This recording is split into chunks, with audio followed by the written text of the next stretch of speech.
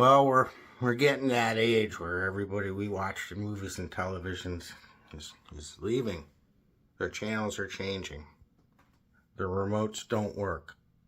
The batteries can no longer be replaced. Today we're talking about Carl Weathers. He went from being an Oakland Raider football player to being Apollo Creed, whooping some ass on Sylvester Stallone. And then in Predator, he was with Arnold. Well, here he's with Regis and Kathie Lee, which is scarier than either of the other two. In September 1991, when he's promoting his series Street Justice that lasted a couple of seasons. It's available on DVD, or used to be. I'm sure it's streaming somewhere for you people. Stream, baby, stream. We love you, streamers.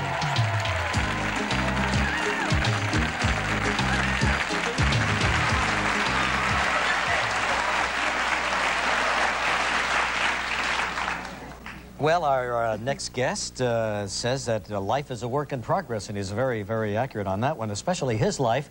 Went from an Oakland Raider football player to an acting career, worked in television, then came to national attention as Apollo Creed in the Rocky series. I'll always remember that first series, you know, where Apollo Creed was a very cocky guy, and he kept saying to Rocky, "I want you! I want you!" It's just terrific. That was good, Reach. I'm the only one who remembers that, but No, you're absolutely right. But every time I see Carl Weathers, I gotta say it. Then, of course, into The Predator with Schwarzenegger, and now coming out this fall in a TV series called Street Justice. Here's Carl Weathers. I want you. I want you. I want you. Hi, Carl. How you doing? Hello. How are you? Nice to see you, big guy. Thank you very much. What a warm, warm welcome. Well, Carl looks like a young boy without the mustache. I know.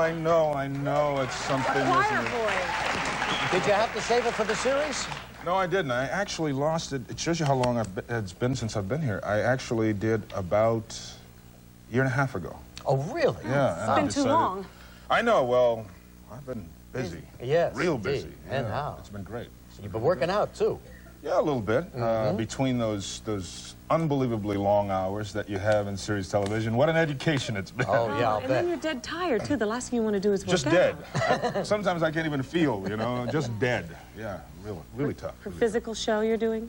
Well, it's not so much that. In fact, it's very good that it's not just. It's not an action show in the sense that what you have is crashing and burning and cars and all that sort of stuff. But it's got such emotional depth, and we've managed. Part of my trademark has always been, at least I feel it is, to find material and sort of turn it inside out and look for every ounce of emotion that you can get out of it, and find the emotional content of the characters and all that, and really try to relate to another person, you know. And usually, you know, you don't wind up doing that when you're talking about how good is your yo-yo and how good is my yo-yo. You know, you really start talking about stuff that people. That people have churning inside them that they don't normally talk about. And on this show, we deal with all kinds of issues that are human issues, even though I play a cop. And so the cop is so far beyond just a guy with a gun, and so far beyond a guy who just switches on the siren and rolls down the street with a red light. Too.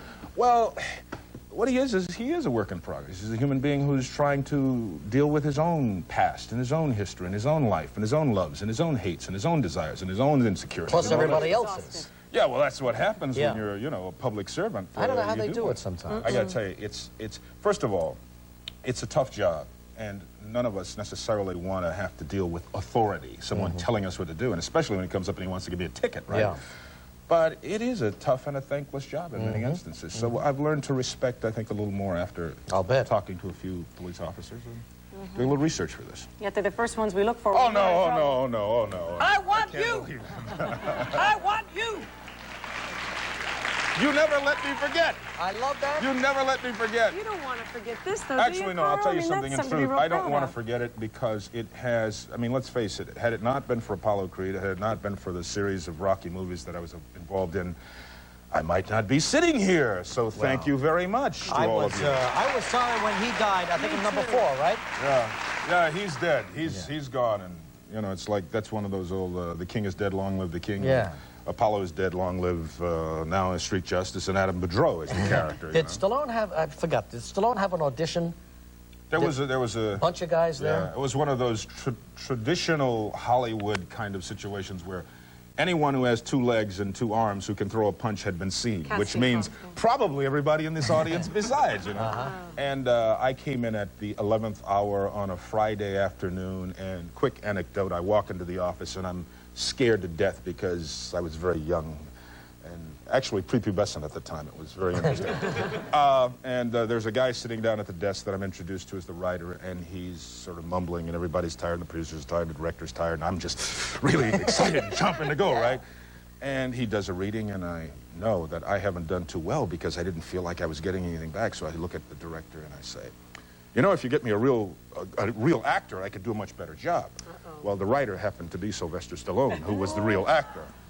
So I realized shortly afterward, the reason I got the job was Stallone wanted to beat me up after that time. And he knew he was going to get his chance. Yeah, I'm going to get him for that one, right? Give him the job.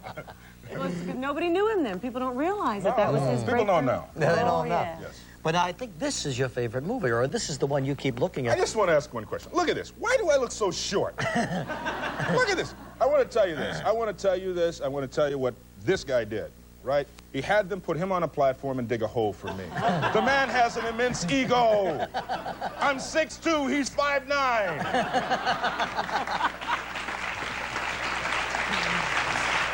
But now, when you knew you were going to work with Schwarzenegger, did you pump up a little extra?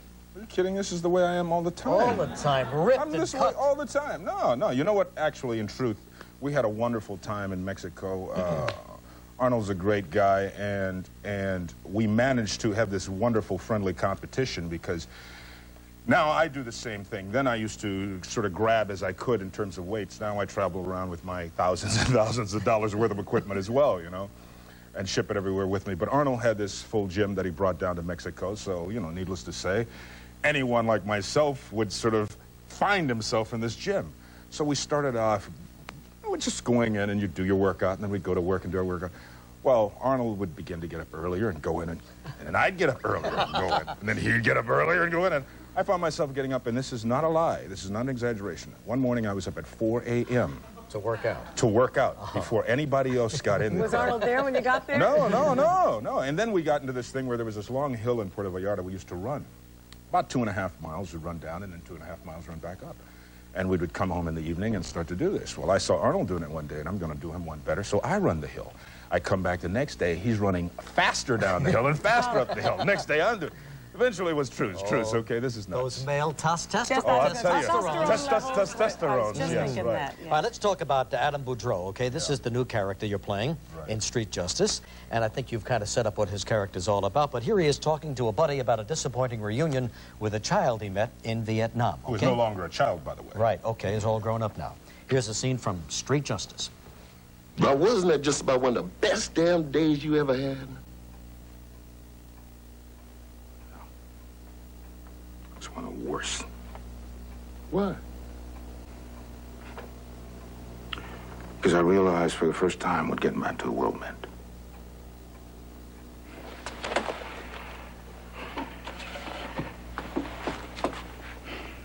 Wasn't about hot showers. And damn sure wasn't about good food. It was about people, about family. Mm. So why is that a bad thing? It's a bad thing when you don't have it, and I didn't. No wife, no kids, nothing. But you must have been happy to be out of that jungle, back in the world.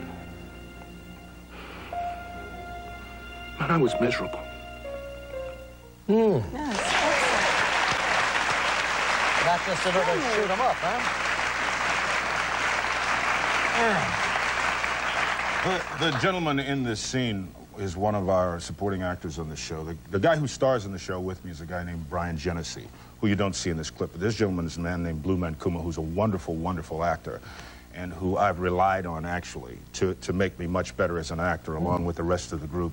So I applaud him for that. He's just such a great guy to work with. Looks like a good one, and it's going to premiere next week, huh? Yeah, we're really proud of it. I'll tell you, I really invite you and hope that you take this invitation to tune in and watch us. I am very, very happy with the progress of the show at this point, and the people involved really, more than anything, are worthy of your support. They're doing a bang-up job. Terrific, Carl. Thanks so much, and good luck to you on this. Thank you. Don't stay away. Carl Good to Weathers see you and again. Street Justice premiering next week. We'll be right back with our streaming channel. Yeah, streaming channel. April 11th. Thanks for watching Cleveland Live Music. It's awfully bright out here. I'd click on another one of my videos. Quit looking into the sun. Your mother told you not to do that. Please hit the subscribe button. And if you want to support the channel more, there's GoFundMe and Patreon information in the video descriptions. Ooh, ooh!